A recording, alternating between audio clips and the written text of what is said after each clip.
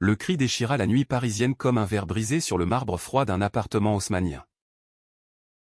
Tu n'es pas l'un des nôtres? Émile. Pas avec ses chaussures. Paul. Le jumeau est né par quelques minutes. Pointait du doigt les escarpins rouges qui scintillaient sous la lumière tamisée du lustre. Émile. Figé au milieu du salon. Sentit son cœur se contracter comme une lame émoussée, il avait osé les porter ce soir-là. Pour une raison qu'il n'avouait qu'à lui-même, une audace née d'un amour interdit. Un amour qui le rongeait depuis des mois. Derrière eux. Louis. Le troisième. Observait en silence. Ses yeux miroirs des leurs remplis du nombre qu'il ne nommait pas encore. Le silence qui suivit fut plus assourdissant que le cri. Un vide où les secrets de la fraternité se déversaient comme le vin rouge renversé sur le tapis persan. Les triplés étaient nés sous un ciel de plomb. Au cœur de l'hiver 1995. Dans une clinique discrète du 16e arrondissement. Leur mère? Une actrice déchue au rêve hollywoodien transplantée à Paris. Avait hurlé en les voyant, 3 visages identiques. 3 âmes promises à l'harmonie ou à la tourmente. Paul. Émile. Louis. Des prénoms choisis pour leur musicalité française. Mais qui? Dès l'enfance? Portaient en eux les germes d'une division invisible. Leur père. Un banquier austère. Les avait élevés dans l'ombre de la tour Eiffel. Non pas comme des enfants, mais comme des extensions de son ambition, des copies parfaites d'un idéal masculin. Forgé dans les salles de classe jésuites et les clubs de rugby du bois de Boulogne. Paul fut le premier à briser le moule. Ou du moins à le polir. À 18 ans. Il entra à Sciences Po. Où ses discours enflammés sur l'Europe unie le propulsèrent vers les cercles du pouvoir. Grand. Athlétique. Avec ses cheveux châtains coupés courts et ses yeux verts qui semblaient percer les âmes. Il incarnait le français moderne, charmeur. Ambitieux. Hétérosexuel assumé. Il collectionnait les conquêtes comme des trophées. Des étudiantes aux courbes gracieuses qui riaient de ses blagues sur Sartre et les existentialistes. La vie est un théâtre. Et moi? Je suis le metteur en scène. Disait-il souvent. Un verre de Bordeaux à la main. Lors des dîners familiaux où il trônait en bout de table. Louis. De son côté. Choisit la voie de l'ombre discrète. Ingénieur en aéronautique chez Airbus. Il passait ses journées à modéliser des fuselages impeccables. Des formes aérodynamiques qui reflétaient sa propre existence, lisse. Prévisible. Sans aspérité. Marié à Claire depuis 5 ans. Il était le pilier stable de la fratrie. Celui qui réparait les fuites d'eau dans l'appartement familial du Marais et qui envoyait des cartes postales de ses voyages d'affaires à Toulouse. Ses nuits étaient peuplées de rêves techniques. De courbes logarithmiques. Mais parfois, dans le silence de son bureau, il se surprenait à fixer le vide. Se demandant si la perfection mécanique pouvait combler le chaos humain. Émile. Ah. Émile. Il était le fantôme parmi les miroirs. Étudiant en arts plastiques à la Sorbonne. Il peignait des toiles où les corps se fondaient en ombres éthérées. Des nus masculins entrelacés dans des poses qui défiaient les conventions.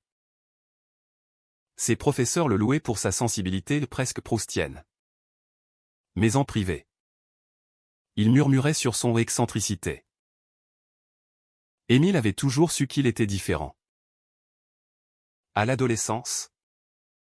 Tandis que Paul draguait les filles au lycée Henri IV et que Louis réparait des vélos en silence. Émile se cachait dans les greniers pour lire Genet et Yourcenar. Pour tracer des lèvres sur des carnets secrets. Son premier baiser. Volé à un garçon aux cheveux noirs dans les couloirs du métro Châtelet. Avait été un éclair, doux. Terrifiant. Libérateur. Ce soir-là. Dans l'appartement familial, un héritage maternel au plafond haut et aux moulures dorées. Émile avait décidé de franchir une ligne. Il rentrait d'une exposition au centre Pompidou, où il avait rencontré Alexandre. Alexandre, un photographe belge de 30 ans. Aux yeux bleus comme la Meuse en été. Qui avait capturé Émile en pleine pose devant une sculpture de Brancuit. « Tu as une grâce androgyne », avait murmuré Alexandre. Son accent wallon roulant comme un secret. Ils avaient dîné dans un bistrot de Montmartre. Partagé une bouteille de Chablis. Et quand Alexandre avait effleuré sa main, Émile avait senti son monde basculer. Pour sceller ce vertige, il avait acheté ses escarpins rouges chez un fripier des Halles, un caprice. Une armure. Un appel au chaos. Paul et Louis étaient rentrés plus tôt. Alertés par un appel de leur père, « Venez. Les garçons. Maman va mal. » Elle agonisait d'un cancer qu'elle avait caché. Comme elle avait caché ses amours passés pour des actrices rivales. L'air était lourd de regrets non dits. Et voilà qu'Émile entrait. Cliquetant sur le parquet. Ses jeans slim moulant ses jambes fines. Ses talons perçant le silence comme des accusations. « Qu'est-ce que c'est que ça ?» avait rugi Paul. Ce visage si semblable au tordu par une rage qu'il ne comprenait pas lui-même. Il avait grandi dans l'idée que les triplés étaient une unité sacrée. Un triumvirat invincible face au monde. Voir Émile ainsi. Vulnérable et audacieux. Le heurtait comme une trahison personnelle. Louis, lui, s'était contenté de froncer les sourcils. Son esprit rationnel cherchant une explication technique, une blague? Un pari perdu? Émile avait reculé d'un pas. Le talon glissant légèrement. C'est rien. Juste moi. Sa voix. D'ordinaire si mélodieuse quand il récitait du Verlaine. Tremblait maintenant comme une corde pincée. Il pensait à Alexandre. À la promesse d'un café le lendemain rue de Rivoli. Pensait à sa mère. Qui, dans ses derniers instants, lui avait murmuré « Sois toi. Mon ange. » Les masques? C'est pour les autres. Mais Paul ne lâchait pas. Rien. Tu te moques de nous? De maman? Sur son lit de mort? Tu veux qu'on passe pour des phénomènes de foire? Les mots fusaient. Acides. Imprégné de cette peur viscérale de l'altérité que Paris, malgré sa tolérance apparente, distillait encore dans ses veines bourgeoises. Louis intervint enfin, posant une main sur l'épaule de Paul. Laisse-le. C'est son choix. Mais ses yeux évitaient ceux d'Émile. Comme si regarder trop longtemps risquait de contaminer sa propre normalité. La nuit s'étira en une veillée funèbre improvisée. Maman s'éteignit à l'aube. Un sourire figé sur les lèvres. Ignorant le drame qui se jouait en bas. Émile enleva les talons. Les rangea dans un tiroir comme un talisman maudit. Pourtant, au fond de lui, une étincelle persistait, l'amour naissant pour Alexandre.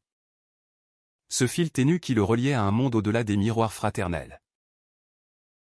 Les jours suivants furent un tourbillon de formalités, obsèques à la Madeleine. Condoléances murmurées par des cousins snobs. Et l'appartement vidé de ses fantômes. Paul prit les rênes. Organisant tout avec une efficacité militaire. Tandis que Louis signait les papiers notariés. Émile, lui, errait comme un spectre, esquivant les regards. Il envoya un message à Alexandre, désolé pour ce soir. La vie complique tout. La réponse arriva promptement, vient quand même. Les complications. C'est ce qui rend l'amour vrai. Ils se virent enfin sous la pluie fine d'un après-midi d'octobre. Place des Vosges. Alexandre portait un trench beige. Ses cheveux mouillés collaient au front. Ils marchèrent sans but. Parlant de tout et de rien, des expositions de Mapplethorpe. Des injustices sociales qui hantaient les rues de Paris depuis les émeutes de 2005. Émile osa enfin, j'ai un secret. Des frères qui me voient comme un intrus. Alexandre s'arrêta. Prit sa main. Alors? Montre-leur. Ou cache-le avec moi. Leur premier baiser. Là. Sous les arcades Renaissance. Fut un feu d'artifice discret, lèvres salées par la pluie. Cœur battant à l'unisson. De retour chez lui. Émile sentit la culpabilité l'envahir. Paul l'avait invité à dîner. Une tentative de réconciliation forcée. On est une famille. Émile. Pas de ça entre nous.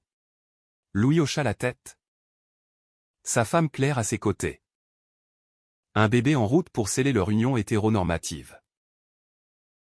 Émile acquiesça. Mais intérieurement, il bouillonnait. Combien de temps pourrait-il porter ce masque? Les nuits suivantes. Il rêvait de talons claquants sur les Champs-Élysées. D'Alexandre l'emportant vers un horizon belge. Loin des chaînes fraternelles. Bientôt. Le destin intervint sous la forme d'une invitation, le 30e anniversaire des triplés. À célébrer dans un cabaret chic de Pigalle. Paul avait tout prévu, costume sur mesure. Champagne millésimé. Et une surprise ou une performance privée d'un imitateur célèbre. Pour rire de nous-mêmes. Avait-il dit. Mais pour Émile. Ce fut le déclencheur. Alexandre serait là. En invité mystère. Le piège se refermait. Sucré comme un macaron. Amer comme un absinthe. Le cabaret de Pigalle pulsait d'une vie feutrée. Ses murs tapissés de velours rouge absorbant les rires et les cliquetis de verre. Les triplés. Vêtus d'élégants smoking taillés par un couturier de la rue du Faubourg Saint-Honoré. Formaient un tableau surréaliste, trois hommes aux traits identiques. Aux sourires polis. Mais aux âmes en ébullition. Paul. Champagne en main. Toquait des verres avec des invités triés sur le volet aux politiciens en herbe. Héritières oisives. À nous? Les inséparables, lança-t-il. Ignorant le regard fuyant d'Émile. Louis. Assis à une table d'angle. Caressait distraitement le ventre arrondi de Claire.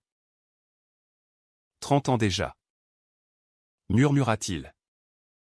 Comme si le temps était une équation qu'il peinait à résoudre. Claire. Avec sa chevelure blonde et son accent toulousain. Rit doucement. Et bientôt 4 dans la famille. Ces mots, innocents, transpercèrent Émile comme une aiguille. 4. Lui. L'intrus. Le 5e roue du carrosse familial. Alexandre arriva en retard. Glissant dans la salle comme une ombre gracile. Il portait un costume slim gris perle. Une écharpe de soie nouée lâchement. Et ce sourire qui faisait fondre les résistances d'Émile. Joyeux anniversaire? Dit-il en serrant la main de Paul. Qui haussa un sourcil intrigué. Un ami d'Émile? Rare qu'il nous présente quelqu'un. La tension était palpable. Un courant sous-marin prêt à faire surface.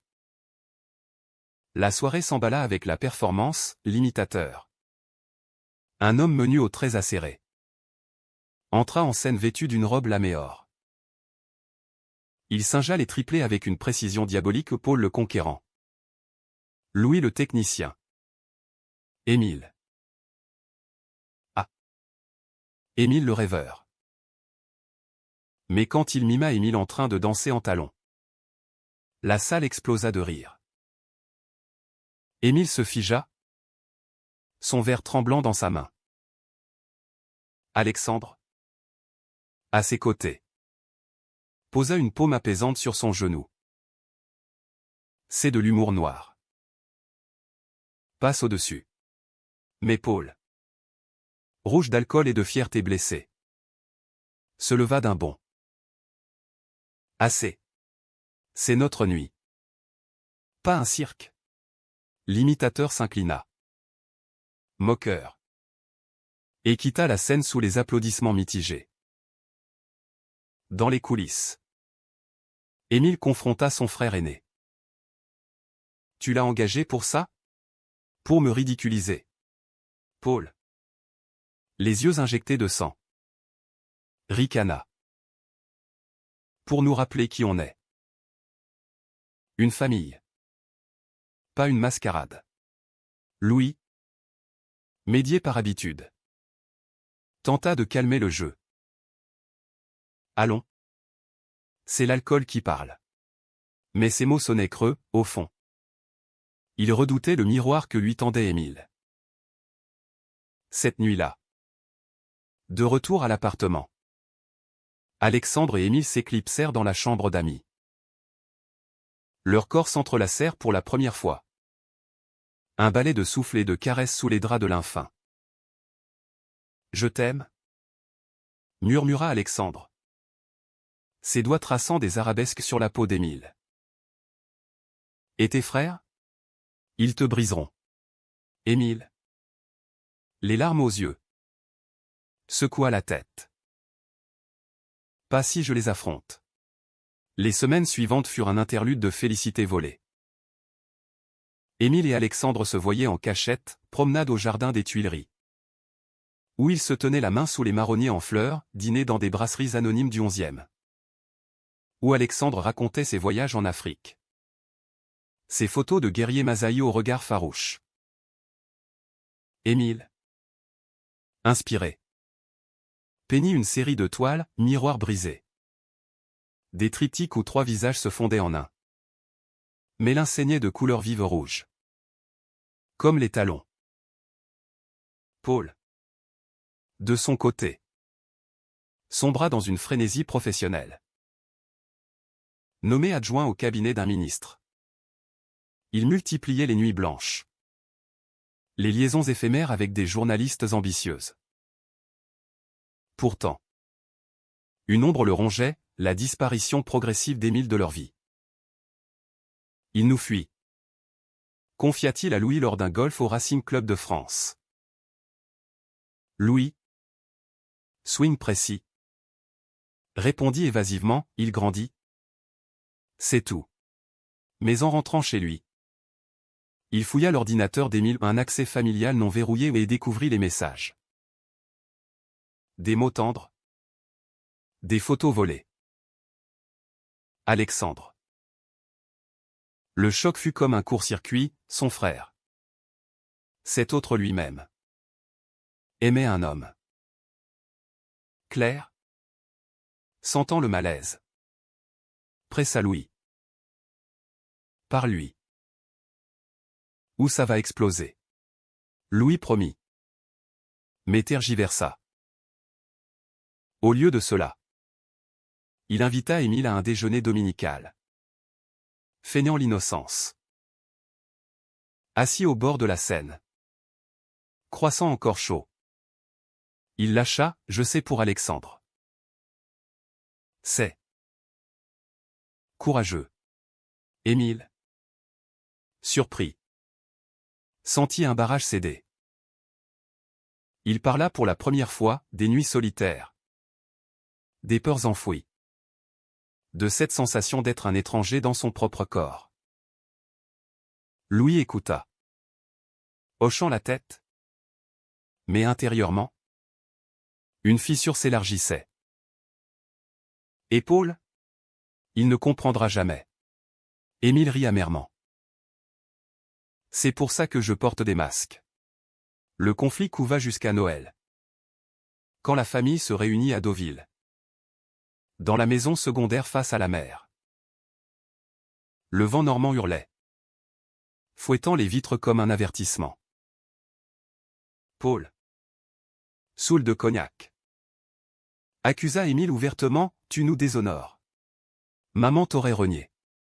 Les mots, lancés comme des poignards, blessèrent plus profondément que prévu.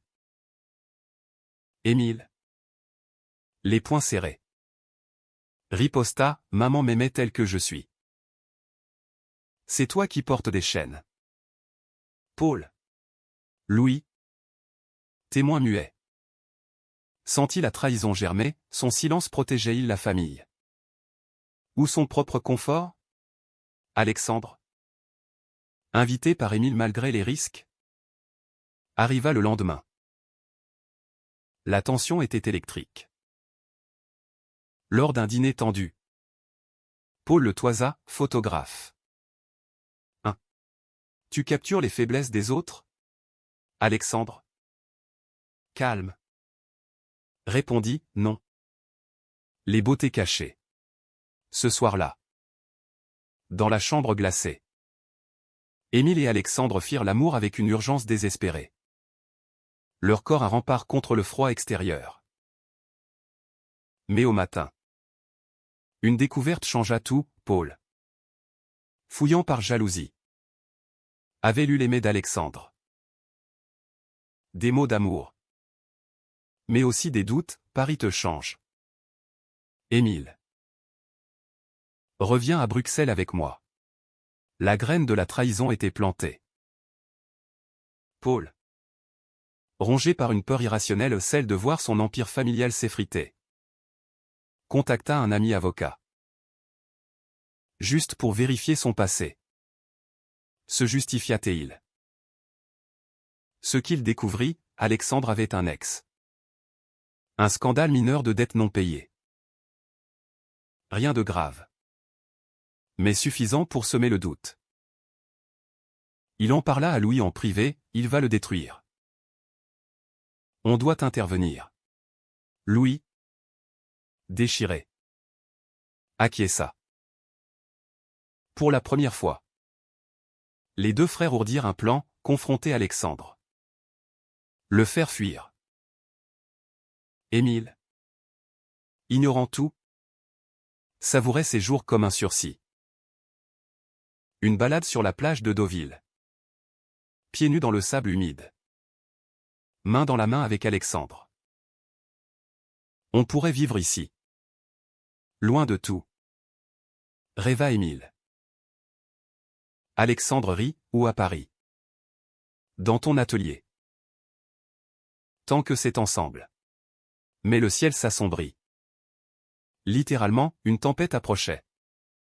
Miroir des tourments à venir.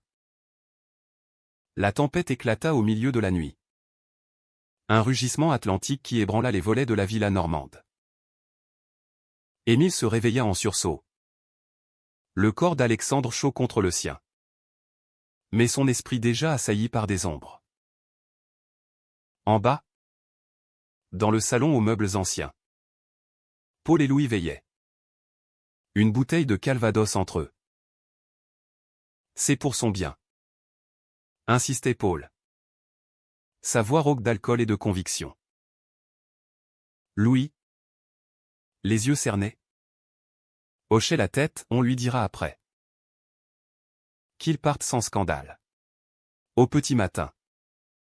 Sous un ciel plombé. Ils piégèrent Alexandre lors d'une promenade solitaire sur la plage. Paul l'aborda le premier. Direct comme un uppercut, laisse mon frère tranquille. On sait tout sur toi ou tes dettes. Ton ex toxique. Tu n'es pas pour lui. Alexandre, surpris, recula dans le sable mouillé. C'est Émile qui décide. Pas vous. Louis intervint. Plus doux mais implacable, pense à sa carrière. À la famille. Tu le mèneras à la ruine. Les mots, ciselés comme des blueprints d'ingénieurs, frappèrent juste. Alexandre, Fier mais vulnérable. Sentit la rage monter. Vous êtes des hypocrites. Vous vous haïssez à travers lui. La confrontation s'envenima, Paul poussa Alexandre. Un geste impulsif qui le fit trébucher dans les vagues. Pas de violence gratuite. Juste une bourrade fraternelle maladroite. Mais suffisante pour que des bleus apparaissent.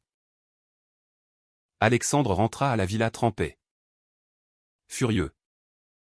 Et fit ses valises sous les yeux écarquillés d'Émile. Ils m'ont attaqué. Tes frères. Ils te contrôlent. Émile. Horrifié. Courut vers le salon.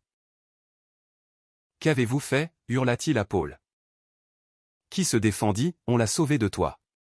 De cette folie. Le chaos explosa. Émile. Pour la première fois.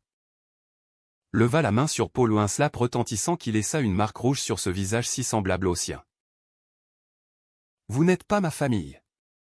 Vous êtes des prisons. Louis. Abasourdi. Tenta de ramasser les morceaux, écoute-nous. C'est pour te protéger. Mais Émile. Les larmes coulant. Choisis Alexandre. Ils partirent ensemble pour Paris. Laissant derrière eux une villa fantôme. Un Noël maudit. De retour dans la capitale. L'amour d'Émile et Alexandre fleurit dans l'urgence. Ils louèrent un petit appartement au Belleville. Quartier bohème aux rues escarpées et aux graffitis poétiques. Émile peignit avec fureur. Ses toiles vendues dans des galeries alternatives du Marais. Alexandre exposa ses photos, des portraits d'Émile en talons. Gracieux et défiants. Qui choquèrent et séduisirent. Tu es mon muse. Murmurait-il lors de leurs nuits enlacées. Bercés par le bruit des métros souterrains. Pourtant, la trahison des frères creusait un vide. Émile évitait les appels. Supprimait les messages, reviens. On s'excuse. Paul. Rongé par la culpabilité. Sombra dans une dépression masquée par le travail. Ses liaisons devinrent compulsives. Des nuits solitaires dans des hôtels impersonnels de la Défense. Une nuit. Ivre. Il appela Louis, on a tout gâché. Il était nous. Et on l'a rejeté. Louis, dont la femme avait fait une fausse couche inattendue, répondit d'une voix brisée, et si on l'était tous. Au fond, le printemps arriva. Chargé de cerisiers en fleurs le long de la Seine. Émile, encouragé par Alexandre, décida d'affronter le passé. Il organisa une exposition solo, visage unique, où 3 sculptures de plâtre représentaient les triplés au Paul le Conquérant. Louis le Bâtisseur. Émile l'Audacieux en talons intégrés à la base. L'invitation fut envoyée, venez voir qui je suis vraiment. Paul et Louis vinrent. Séparément. Paul arriva en premier. Costume froissé. Barbe de 3 jours. Devant la sculpture d'Émile. Il s'effondra en larmes, des sanglots muets. Comme ceux d'un enfant perdu. Pardonne-moi. J'avais peur. De me voir en toi. Émile. Distant. L'étreignit malgré tout. La peur n'excuse rien. Mais l'amour. Si. Louis suivit. Claire à son bras. Un bébé miraculé en route à nouveau. J'ai menti par silence, avoua-t-il. Mais j'apprends. Pour nous tous. La réconciliation fut fragile. Un pont de verre au-dessus d'un abîme. Alexandre observa. Protecteur. Mais inquiet, ils te blesseront encore. Émile. Plus fort. Répondit, c'est ma famille. Imparfaite? Mais mienne. Les frères dînèrent ensemble pour la première fois depuis des mois. Dans un restaurant vietnamien de Belleville, un choix d'Émile pour briser les codes. Les rires revinrent. Timides? Entrecoupés de silence profond. Paul parla de politique. Louis de ses projets d'avion solaire. Émile de son prochain roman graphique sur la fraternité queer. Mais le destin. Ce farceur français. Réservait un coup bas. Au cœur de l'été. Alexandre reçut un appel de Bruxelles, son père. Mourant. Le rappelait au chevet. Viens. Fiston. Avant qu'il ne soit trop tard. Émile encouragea le départ. Mais l'absence s'étira une semaine. Puis un mois. Les messages se raréfièrent, affaire compliquée ici. Émile. Anxieux. Fouilla le téléphone d'Alexandre lors d'une visite surprise. Ce qu'il trouva le glaça, des photos intimes avec un ex. Des mots doux, tu me manques plus que lui. La trahison. Cette fois. Venait de l'intérieur. Alexandre. Confronté. Avoua, c'était une erreur. La pression. La distance. Mais je t'aime. Émile. Brisé. Le chassa, l'amour ne ment pas. Va-t'en. Seul dans l'appartement. Il remit les talons rouges. Claquant sur le parquet comme un glas. Il appela Paul. En pleurs, aide-moi. Son frère aîné accourut. Le serra dans ses bras, un geste inédit. Masculin et tendre à la fois. L'automne enveloppa Paris d'un manteau ocre. Les feuilles mortes tourbillonnant comme des regrets dans les allées du Luxembourg. Émile. Hébété par la trahison d'Alexandre. Se replia sur lui-même. Ses toiles, autrefois vibrantes, devinrent des habits sombres, des visages triplés déformés par des fissures. Des talons brisés au pied de Tour Eiffel en ruine. Paul, dans un sursaut d'humanité inattendue, devint son encre. Il annula des réunions ministérielles pour veiller tard. Écoutant les confessions d'Émile sur des divans usés de cafés existentialistes. L'amour, c'est comme la politique, plein de promesses. Vide de garanties.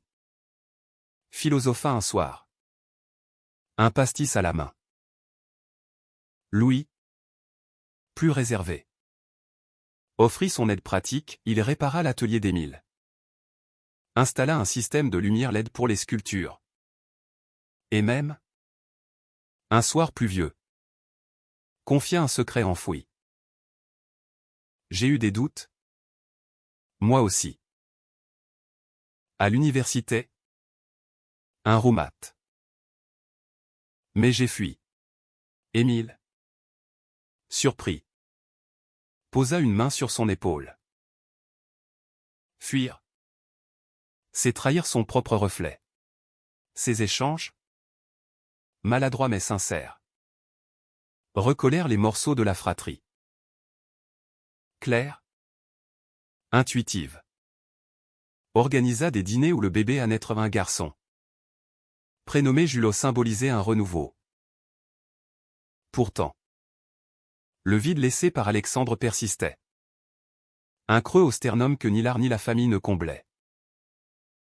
Émile erra dans les rues de Paris, cherchant l'oubli dans les librairies de la rive gauche, où il feuilletait des volumes de Cocteau et de Gide.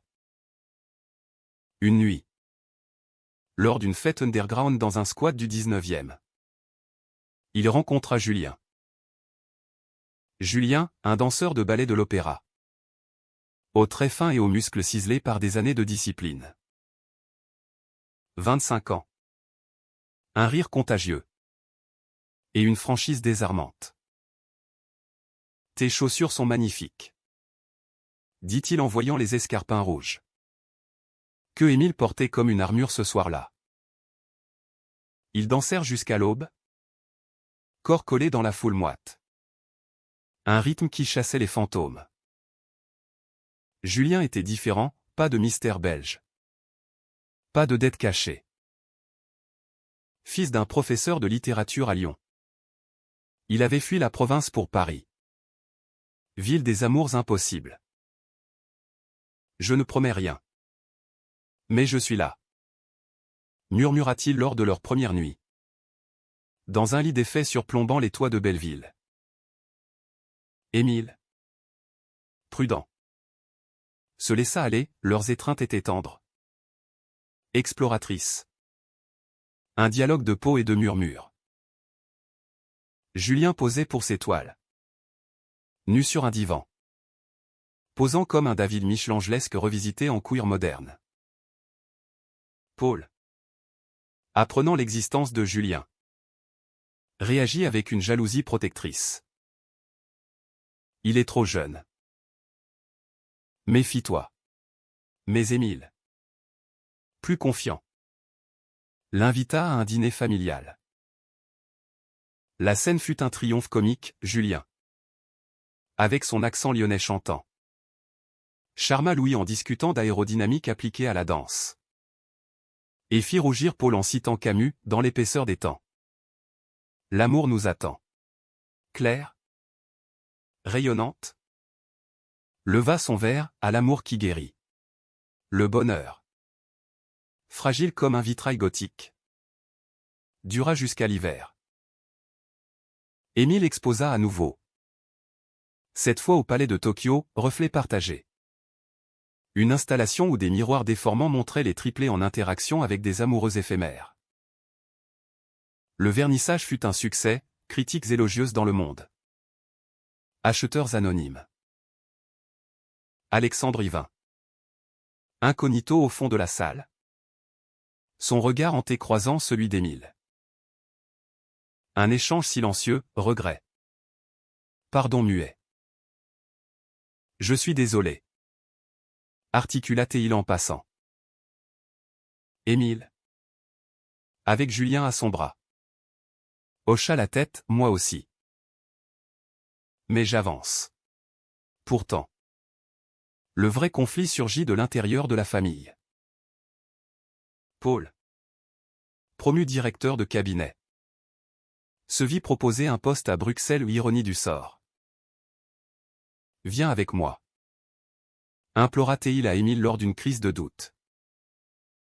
On recommence? Sans passer. Mais Émile refusa, ma vie est ici. Avec Julien. Avec vous tous. Louis. Jaloux de cette proximité nouvelle entre Paul et Émile. Commis l'impensable, il contacta l'ex d'Alexandre. Cherchant des munitions pour protéger son frère. Ce qu'il obtint fut anodin, des ragots sur une liaison passagère. Mais suffisant pour que Paul, enragé, l'utilise lors d'une dispute explosive. La nuit fatidique. Dans l'appartement du Marais. Paul accusa Émile, Julien? Un autre mirage. Comme Alexandre. Il te quittera pour un plus riche. Les mots? Empoisonnés par les ragots de Louis. Firmouche. Émile. Fou de rage. Révéla le secret de Louis, et toi? Qui a fui ton roumat? Hypocrite. Louis. Blême. Avoua sa trahison. Le salon devint un champ de bataille verbale, accusation. Larmes. Silence coupant. Julien. Témoin. Prit la défense d'Émile, vous l'aimez? Prouvez-le en le laissant voler. Au milieu du chaos. Paul s'effondra littéralement. Une crise cardiaque foudroyante. Fruit du stress accumulé. L'hôpital Cochin les engloutit, néon blafard. Bip monotone. Émile veilla au chevet. Main dans la main avec Louis. Julien en retrait. On est des monstres. murmura Louis. Émile secoua la tête, des humains. Et c'est ça qui nous sauve. Paul survécut. Mais changé, une cicatrice physique pour une métamorphose intérieure. De retour chez lui, il entama une thérapie, confrontant ses peurs homophobes enfouies. J'avais peur de moi, confia-t-il à Émile lors d'une promenade le long du canal Saint-Martin. Les canards glissaient sur l'eau, indifférents aux drames humains. Le printemps 2025 fleurit tard à Paris. Comme si la ville hésitait à renaître après tant de tempêtes.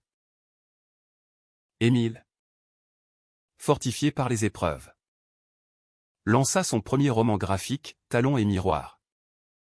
Une saga semi-autobiographique sur la fraternité queer. Les critiques le saluèrent comme un Proust du XXIe siècle. Et les ventes explosèrent. Traduite en anglais pour un public new-yorkais friand de récits humains.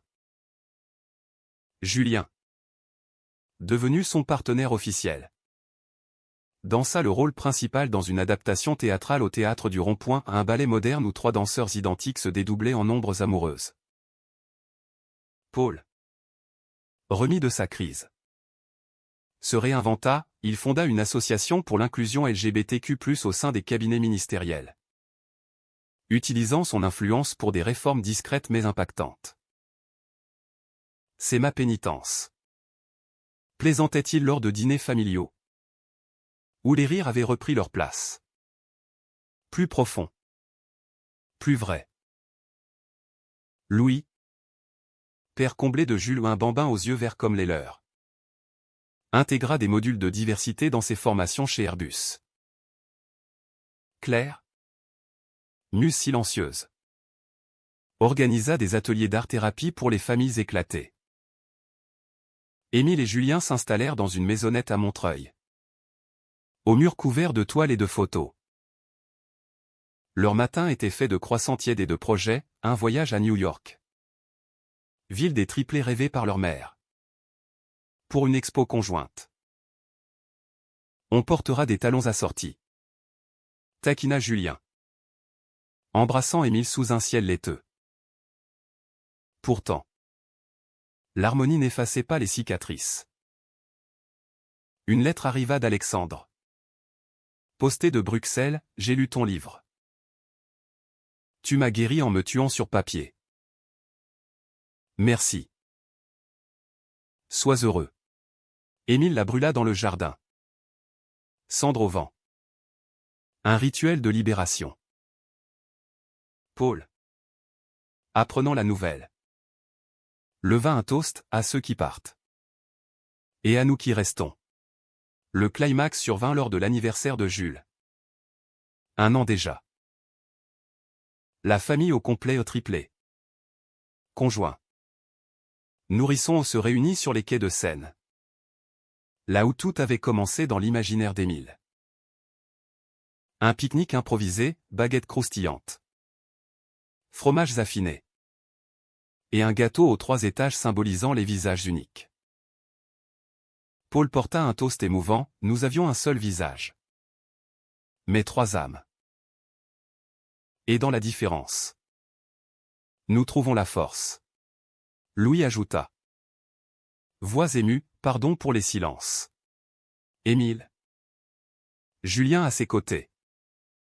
Conclut, l'amour n'ignore pas les talons. Il les célèbre. La nuit tomba. Étoile filante au-dessus de Notre-Dame restaurée.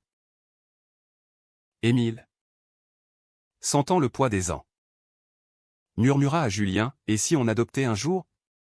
Julien sourit, pourquoi pas? Un petit miroir de plus. Paul et Louis, observant de loin, échangèrent un regard complice, offrèrent enfin. Sans masque. La vie? Cette comédie humaine à la parisienne. Continua, ambition. Chute. Renaissance. Émile écrivit une suite. Écho de talons. Où les triplés voyageaient en Amérique. Confrontant les fantômes maternels à Manhattan. Mais au fond, Le vrai dénouement était là. Dans ces moments ordinaires, un café partagé. Une main tendue. Un amour qui, malgré les trahisons, persistait comme la scène éternelle. Sinueuse.